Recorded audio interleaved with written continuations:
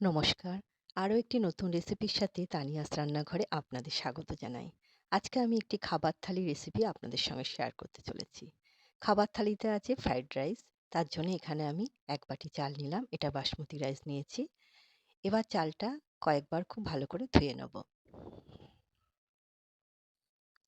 চালটা খুব ভালো করে ধুয়ে নেওয়া হয়ে গেছে। এবার জল দিয়ে ভিজিয়ে রেখে দিলাম। যতক্ষণ আমি সবজি এগুলো কাটছি ততক্ষণই। এবার আমি কিছু সয়াবিন সেদ্ধ করে নিলাম। জলের মধ্যে আমি নুন দিয়েছি, দিয়ে সয়াবিনগুলো সেদ্ধ করে নিয়েছি। এবার আমি সয়াবিনগুলো খুব ভালো করে ধুয়ে নেব। না হলে একটু ফেনা, ফেনা থাকে, খেতে কিন্তু অত ভালো হবে না। ভালো করে ধুয়ে জল চেপে নিয়েছি। এদিকে আমি কড়াইয়ের মধ্যে জল গরম বসিয়ে দিয়েছিলাম। ওর মধ্যে গোটা গরম মসলা, একটা তেজপাতা দিয়ে ১ চামচের মতো নুন দিলাম। দিয়ে এবার চালটা এর মধ্যে দিয়ে দিচ্ছি। চালটা দিয়ে এবার এর মধ্যে আমি ১ চামচের মতো রিফাইন অয়েল দিচ্ছি। তাতে কি হবে, চালটা ভাত হওয়ার পর একটার গায়ে একটা লেগে যাবে না। ভাতটা কিন্তু একদম ঝরঝরে তৈরি হবে। এদিকে ভাতটা বেশ তৈরি হয়ে গেছে। আমি দেখিয়ে দিচ্ছি কিরকমভাবে করতে হবে। পুরো কিন্তু সেদ্ধ করব না। এরম ভেঙে যাবে, কিন্তু একদম দেখুন গলে যাচ্ছে না কিন্তু। এই পর্যায়ে কিন্তু ভাতটা আমি নামিয়ে নেব। কিছুটা জল ফেলে দিয়েছি, কিছুটা জল আমি ঝাঁঝরির মধ্যে ঢেলে দিলাম। এবার ভাতটা আমি এরমভাবে ঠান্ডা হতে দেবো। জলটাও ঝরে যাবে। এদিকে কড়াইয়ের মধ্যে আমি দিলাম ২ চামচ রিফাইন অয়েল আর ১ চামচ ঘি। কিছু কাজু আর কিশমিশ আমি ভেজে তুলে নিচ্ছি। কাজু আর কিশমিশটা ভেজে নেওয়া হয়ে গেছে, এগুলো এবার তুলে নেব।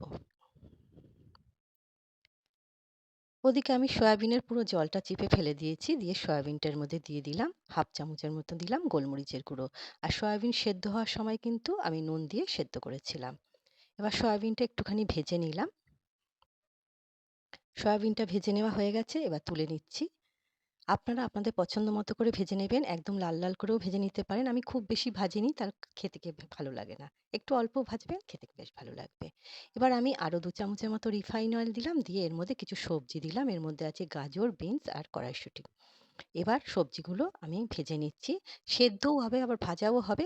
এইভাবে কিন্তু ঢাকা দিয়ে, দিয়ে একটু ভেজে নিলাম। এবার এর মধ্যে সয়াবিনটা যেটা ভেজে রেখেছিলাম সেটা দিয়ে দিলাম। দিয়ে আরেকটুখানি ভেজে নিচ্ছি। নিয়ে এবার যে ভাতটা তৈরি করেছি সে ভাতটা এর মধ্যে দিয়ে দিচ্ছি। নুন যদি কম থাকে এই পর্যায়ে কিন্তু নুন দিয়ে নিতে পারেন। এবার আমি কাজু কিশমিশ ভাজাটা দিলাম আর স্বাদ অনুসারে চিনি দিলাম। ভাতটায় আমার নুন খুব ভালো মতনই হয়েছে, ওই জন্য আমি নুন দিলাম না। যদি নুন কম হয়ে থাকে এই পর্যায়ে কিন্তু নুনটা দিয়ে নিতে হবে। এবার সমস্ত কিছু মিশিয়ে নিলেই কিন্তু ফ্রাইড রাইস তৈরি হয়ে যাবে। শেষে একটুখানি আমি বিরিয়ানি মশলা দিলাম স্বাদের জন্যে। আপনারা চাইলে দিতে পারেন, খেতে কিন্তু তাহলে বেশ ভালো লাগবে। বিরিয়ানি মশলা আমি গোটা মশলাটা কিনে এনে কাঠখোলায় ভেজে গুঁড়ো করে বাড়িতে রেখে দিই। তাহলে কিন্তু খেতে বেশ ভালো লাগে, স্বাদটা খুব ভালো আসে। এবার আমি ফ্রাইড রাইসটা পরিবেশন করছি। সয়াবিন দিয়ে ফ্রাইড রাইসটা অবশ্যই একবার ট্রাই করে দেখবেন। আশা করছি আপনাদের নিশ্চয়ই ভালো লাগবে। এটা আমি বাড়িতে তো তৈরি করি। আমার মেয়ের টিফিনেও কিন্তু আমি এই ফ্রাইড রাইসটা দিয়ে থাকি। আমার মেয়ে খুব ভালো খায়। ফ্রাইড রাইসটা নিয়ে নিলাম, আর করেছিলাম চিকেন কষা। চিকেনটা পরিষ্কার করে ধুয়ে নিয়েছি। আদা, পেঁয়াজ, রসুন, কাঁচা লঙ্কা বাটা আর গোটা ধনে আর জিরে বাটা দিলাম। কুচনো পেঁয়াজ দিলাম, কয়েকটা টমেটো কেটে দিলাম আর কিছু কাঁচা লঙ্কা চিড়ে দিলাম।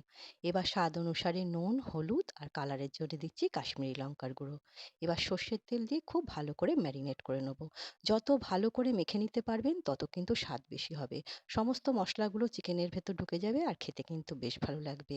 এই ম্যারিনেট করাটাই কিন্তু আসল। এর ওপর নির্ভর করে চিকেন কতটা ভালো খেতে হবে। খুব ভালো করে ম্যারিনেট করে এবার আমি ঢাকা দিয়ে ১.৫ থেকে ২ ঘন্টা মতো ফ্রিজে রেখে দেবো। এইভাবেই কিন্তু আমি চিকেন তৈরি করি। তাহলে চিকেনের যে একটা গন্ধ আছে সেটা কিন্তু অনেকটাই চলে যায়। চিকেনটা খেতে বেশ ভালো লাগে।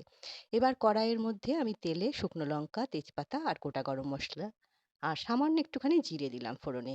দিয়ে কিছু রসুন আমি দিচ্ছি। দিয়ে একটুখানি ভেজে নিচ্ছি। এই চিকেনটাতে কিন্তু রসুনের পরিমাণটা একটুখানি বেশি লাগবে। এবার কেটে রাখা পেঁয়াজ দিচ্ছি। পেঁয়াজটাও একটু লাল করে ভেজে নেব। পেঁয়াজটা ভেজে নেওয়া হয়ে গেছে, দেখে বুঝতেই পাচ্ছেন বেশ লাল লাল করে কিন্তু পেঁয়াজটা ভেজে নিয়েছি। এবার চিকেনটা আমি ১.৫ থেকে ২ ঘন্টা ফ্রিজে রেখে দিয়েছিলাম ঢাকা দিয়ে, ফ্রিজ থেকে বার করে নিয়েছি। এবার চিকেনটা আমি এর মধ্যে দিয়ে দিচ্ছি। এই চিকেনটা অবশ্যই একবার ট্রাই করে দেখবেন। খেতে কিন্তু দুর্দান্ত হয়, রেসিপিটা কিন্তু খুব সুন্দর। এবার খুব ভালো করে চিকেনটা কষিয়ে নিচ্ছি।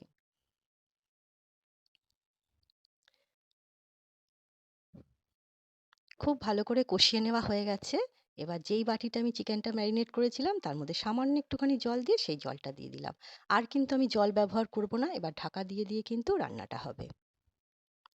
এবার ঢাকা দিয়ে দিচ্ছি। চিকেনটা প্রায় রান্না হয়ে এসছে। তৈরি হয়ে গেল চিকেন কারি। এই চিকেন কারিটা খেতে কিন্তু অসম্ভব সুন্দর হয়। এর মধ্যে রসুনের পরিমাণটা একটু বেশি লাগে, খেতে কিন্তু দুর্দান্ত হয়।